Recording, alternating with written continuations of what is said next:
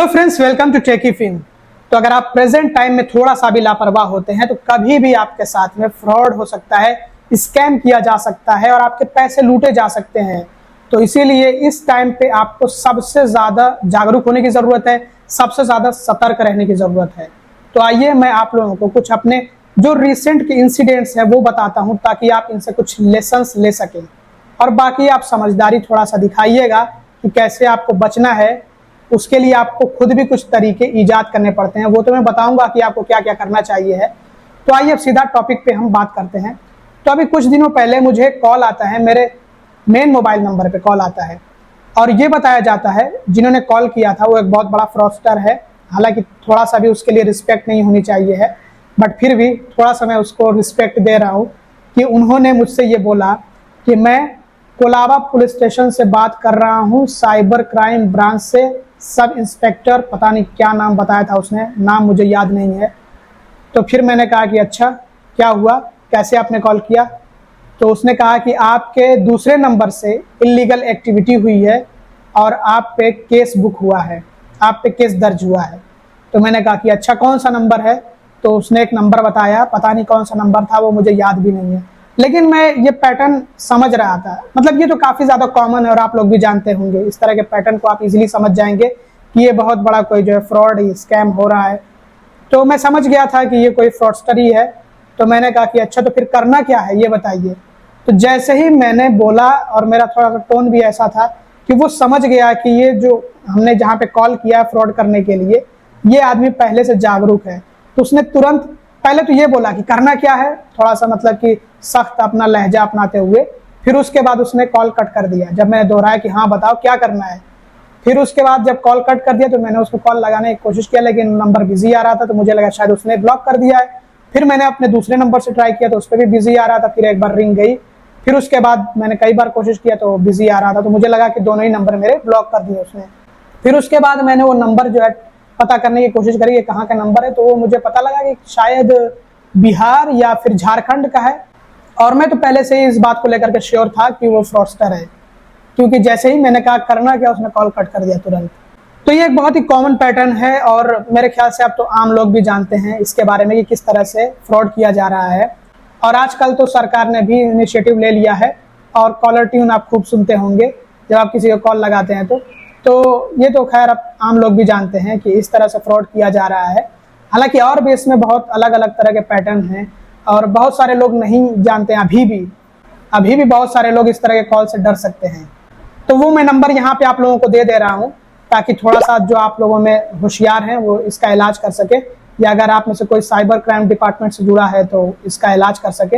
हालांकि अगर मैं चाहता तो मैं खुद इसकी कंप्लेंट कर सकता था, बट मैंने पास्ट में कुछ कंप्लेंट्स करी हुई हैं जिनका मुझे कुछ खास रिजल्ट नहीं मिला, मतलब रिजल्ट मिला ही नहीं।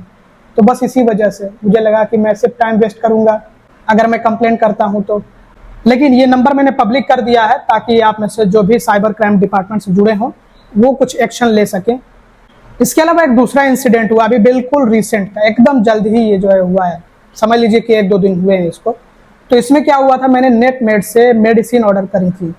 तो मेडिसिन का जो प्राइस, मतलब टोटल जो अमाउंट था उसके लिए जो मैंने पे किया था 616 रुपये। तो मुझे एक दिन बाद कॉल आता है कि हम नेटमेड से बात कर रहे हैं और आपने जो पेमेंट किया है 616 रुपये, वो एक्स्ट्रा थोड़ा सा उसमें पेमेंट हो गया है, तो इसीलिए बिलिंग नहीं हो पा रही है। तो बिलिंग जब तक नहीं होगी तब तक हम आपके ऑर्डर को डिस्पैच नहीं कर पाएंगे, और इसीलिए आप ऐसा करें कि दोबारा से पेमेंट करें और आपका जो पुराना वाला पेमेंट है वो हम आपको रिफंड कर देंगे। तो मुझे थोड़ा सा अजीब लगा क्योंकि मैंने जो चेक कर रखा था पहले ही नेटमेड्स पे, तो वहाँ पे दिखा रहा था कि आपका जो ऑर्डर है वो डिस्पैच होने वाला है, वो तो पैक हो गया ऑलरेडी, और बिलिंग वगैरह भी उसकी हो गई। बिलिंग के बगैर कैसे जो है वो ऑर्डर पैक होता और फिर जो उसको डिस्पैच कैसे किया जाता, डिस्पैच के लिए रेडी था, मतलब उसके लिए जो शिपमेंट होता है वो बुक कर दिया गया था। जो कुरियर बुक किया जाता है सामान भेजने के लिए वो बुक किया जा चुका था, ट्रैकिंग आईडी भी मुझे मिल गया था, बस अभी जो है शिपमेंट पिकअप नहीं हुआ था, और वो जो है पिकअप हो भी गया इस टाइम पे जिस टाइम पे मैं ये वीडियो बना रहा हूँ। तो जो मुझे फ्रॉडस्टर का कॉल आया था और उसने बताया कि वो नेटमेड से बात कर रहा है, तो मैंने उसका टोन तभी पकड़ लिया था, तभी समझ गया था कि ये कोई जो है फ्रॉडस्टर है, ये कोई स्कैमर है। तो जब मैंने उससे बताया कि नहीं ऐसा नहीं है, मेरा ऑर्डर तो डिस्पैच होने वाला है, वो तो पैक भी हो चुका है, तो उसने कहा कि ऐसे कैसे हो सकता है, ऐसा नहीं हो सकता है, जब तक बिलिंग नहीं होगी तब तक ये हो नहीं पाएगा आपका ऑर्डर डिस्पैच। और इसीलिए हमने आपको एक QR कोड भी भेजा, आप चेक कर लीजिए व्हाट्सएप पे। तो मैंने व्हाट्सएप पे चेक किया, अलग एक दूसरे नंबर से उसने जो है मैसेज किया, पहले हाय का, फिर एक QR कोड भेजा और उस पर बताया कि इस पर पेमेंट करें, उसके बाद जो है आपकी बिलिंग होगी, फिर आपको ऑर्डर मिलेगा। तो जब मैंने उससे कहा कि ऐसा पहले मैं कंफर्म कर लेता हूँ, नेट्स पे मैं पहले बात कर लेता हूँ, तो वो जो है गाली गलौज पे उतर है। तभी मैं समझ गया कि हाँ ये जो है कोई बहुत ही घटिया लेवल का फ्रॉडस्टर है। तो फिर उसके बाद उसने कॉल कट कर दिया। फिर जब दोबारा मैंने कॉल किया तो उसका टोन पूरी तरह से बदल चुका था और अब वो गाली गलौज पे आ चुका था। फिर उसने खुद ही कॉल कट कर दिया। और ये 2 नंबर मैं आपको दिखा रहा हूँ, इन्हीं 2 नंबर से कॉल्स आई थी मुझे जहां तक लगता है, ऐसा मेरा अनुमान है कि ये डिलीवरी वाले ही हो सकते हैं, डिलीवरी पार्टनर का ही काम है। उन्हीं को पता लगा होगा किसी तरह से कि ये ऑर्डर हुआ है, प्रीपेड ऑर्डर है और इसके लिए इतना अमाउंट पे किया गया है। मुझे ऐसा लगता है, जहां तक मैं अनुमान लगा पा रहा हूं, कि शायद उनको पता लग जाता है। वैसे आपका क्या इसके बारे में ओपिनियन है वो कमेंट करके आप बताइएगा। तो ये अगर डिलीवरी वालों का काम होगा तो ये बहुत ही घटियापन कर रहे हैं ये लोग। और वैसे पकड़े भी गए हैं बहुत सारे डिलीवरी वाले कुछ फ्रॉड्स और स्कैम में इस तरह के। तो ऐसा हो भी सकता है जैसा मैं सोच रहा हूँ। तो अभी फिलहाल देखते हैं कि क्या मैं कर सकता हूँ। मैं यही सोच करके कंप्लेंट नहीं करता हूँ कि कुछ होना तो है नहीं, हो तो पाएगा नहीं, तो इसीलिए फिर मैं छोड़ देता हूँ कि हटाओ। बट अगर आप में से कोई साइबर क्राइम डिपार्टमेंट से जुड़ा हो तो प्लीज़ ये नंबर आप देख लीजिए, इनको आप जो है किसी तरह से ट्रैक करवाइए और इनको पकड़वाइए ताकि ये दूसरे लोगों के साथ में ठगी ना कर सके। हम लोग तो फिर भी किसी तरह से बच जाएंगे, थोड़ा एक्टिव हैं, ज़्यादा इन सब पे हम ध्यान देते हैं, तो इसलिए हम लोग तो किसी न किसी तरह से अपने लिए बचाव का इंतज़ाम कर लेंगे। लेकिन जो बेचारे जागरूक नहीं है, जिनको ज़्यादा कुछ पता नहीं होता है, वो इस तरह के स्कैम में फंस जाते हैं। तो इसलिए मैं कह रहा हूँ कि सिर्फ अपना ना सोचें, दूसरे लोगों का भी सोच करके अगर आप में से कोई कुछ कर सकता है तो प्लीज़ अच्छे से कंप्लेंट करिए और इनको पकड़वाइए, धरवाइए। तो दोस्तों अब हम बात करते हैं कि बचाव का तरीका क्या है। बचाव का तरीका आज के टाइम में सिर्फ इतना ही है, भरोसा मत करिए, किसी पर भी भरोसा मत करिए। कोई भी कॉल आए भरोसा मत करिए। मे भी वो जेन्युइन कॉल हो सकती है, लेकिन उसके लिए भी पहले आप वेरिफिकेशन कर लीजिए अपने लेवल पे, आप थोड़ा सा छानबीन कर लीजिए।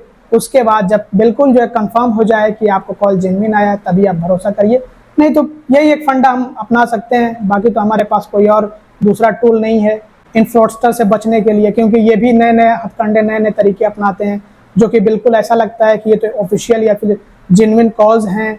जिस तरह से डिटेल्स वगैरह बताई जाती हैं, बहुत तरह के इसमें पैटर्न होते हैं और हर कोई इतना इजीली इनको डिकोड नहीं कर सकता है। तो बस यही तरीका है कि आप भरोसा ना करिए, किसी भी तरह के कॉल पे आप भरोसा ना करिए, चाहे वो कॉल हो, SMS हो, ईमेल हो, भरोसा ना करिए आप जब तक आप अपने लेवल पे अच्छे से छानबीन करके उसको वेरीफाई करके कंफर्म ना कर लें।